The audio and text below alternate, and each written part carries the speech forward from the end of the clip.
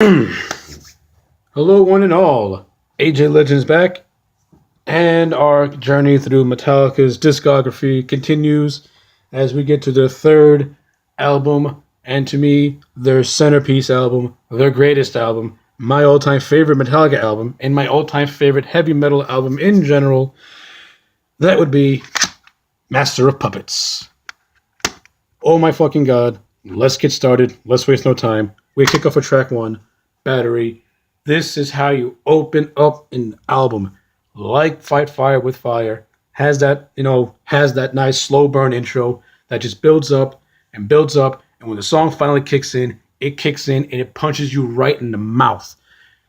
The ferocity, the speed, the energy, the lyricism, the fluidity of the band playing the lyric. It's just the perfect go into the mosh, bounce around, make a fist, punch somebody if you get into a fight. Just be like, I am the alpha male, and you are just nothing but peasants. That's what Battery is. Enough said. We get on to track two, the actual song Master Puppets. The very first song I ever heard from this album was Master Puppets. I was like 4, 5, or 6 years old. I was in kindergarten. My mom had the cassette. She put this on.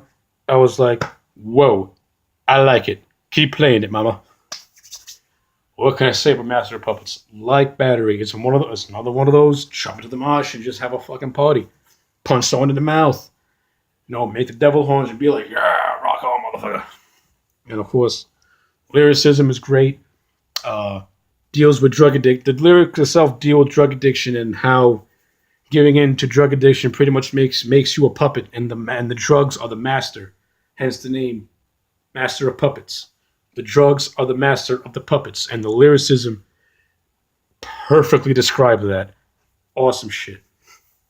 Track three, The Thing That Should Not Be. I like it now. Back then, didn't really care for it, but nice, solid song.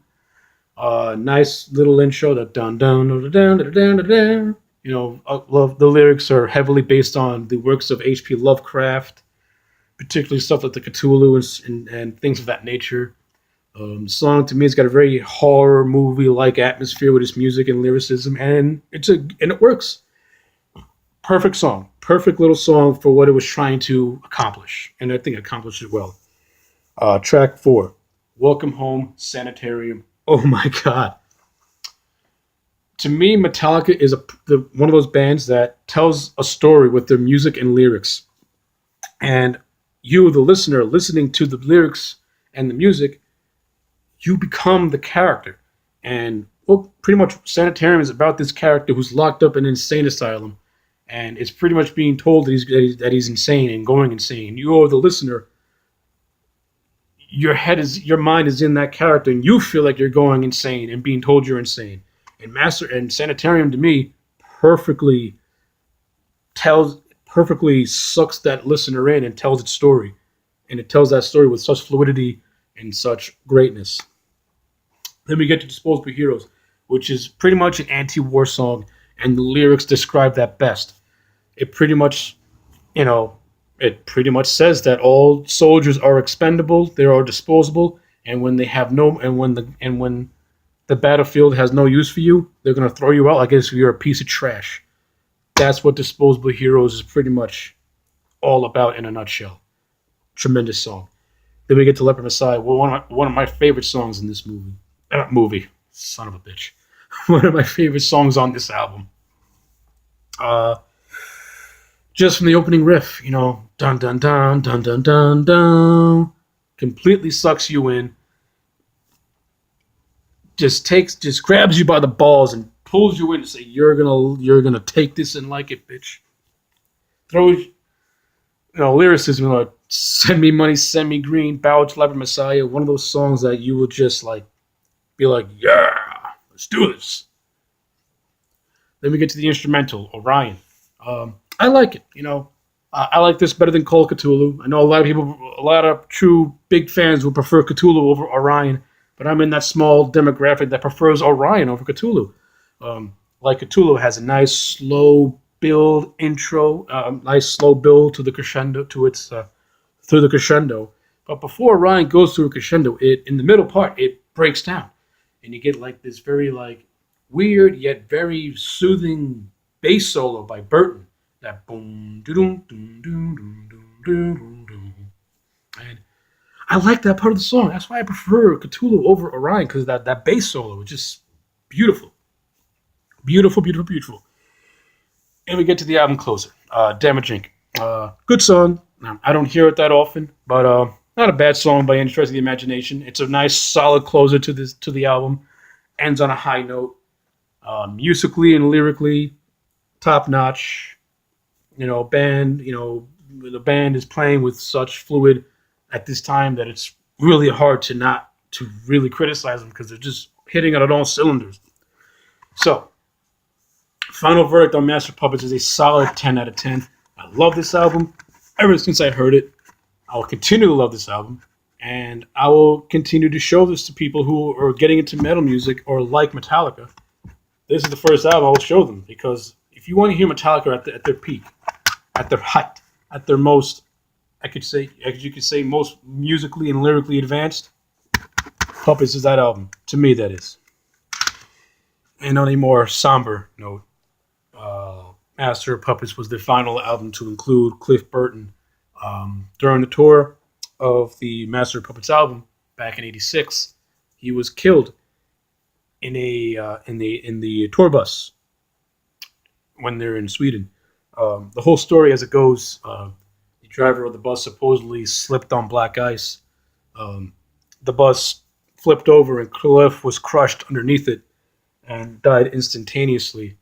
And it really, really sucks, because pretty much from their fourth album to recent times, Metallica will always be, hot and cold in terms of the quality of the writing, the quality of the music, and the quality of the lyricism, because you didn't have that anchor.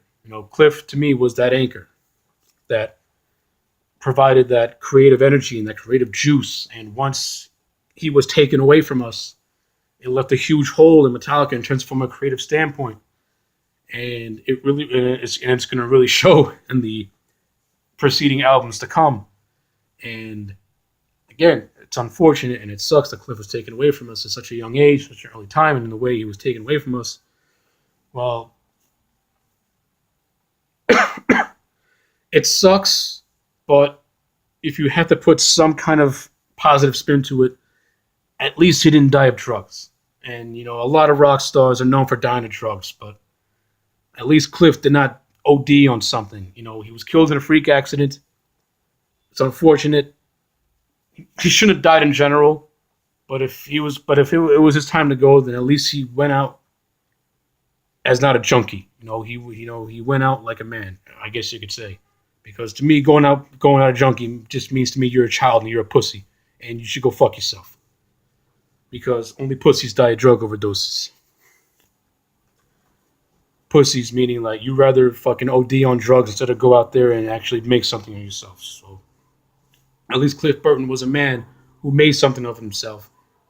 Was on verge of being probably one of the greatest talents of all music. And I'll always maintain that he never scratched the surface of how good he can be. Other people will disagree with me, but I will fight them on this, and I will always fight them on this. Well, guess what? He was good, but we will never know how much better he could have been. His quality was great, but if he would have lived on and carried on, his greatness could have turned to excellence, could have turned to perfection. Unfortunately, we'll never see that, but for the small time we had him with, he helped produce 3 quality albums. And again, like I said, he was the anchor of Metallica at that point from a creative and music and from a creative standpoint. And of course, when you hear Kill 'Em All and Puppets back to back to back, it really shows. And it also and once he passed on, the lack of Burton is going to show in the preceding albums. And fortunately, that sucks. But on a more positive note, Cliff Burton's legacy will always live on, because Cliff Burton will forever inspire people who are just getting into the heavy metal scene, for those who listen to the music or who want to be in the business and look to Cliff Burton as an inspiration, left a huge mark in terms of and left a huge mark. And for that alone, he will always live on.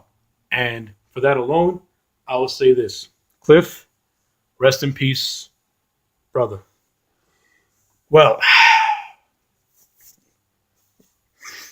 oh, takes a lot out of you when you talk about something like that. Anyway, Master of Puppets is a 10 out of 10. I love it to death.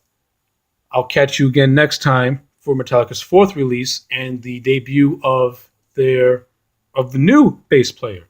But until then, rock on.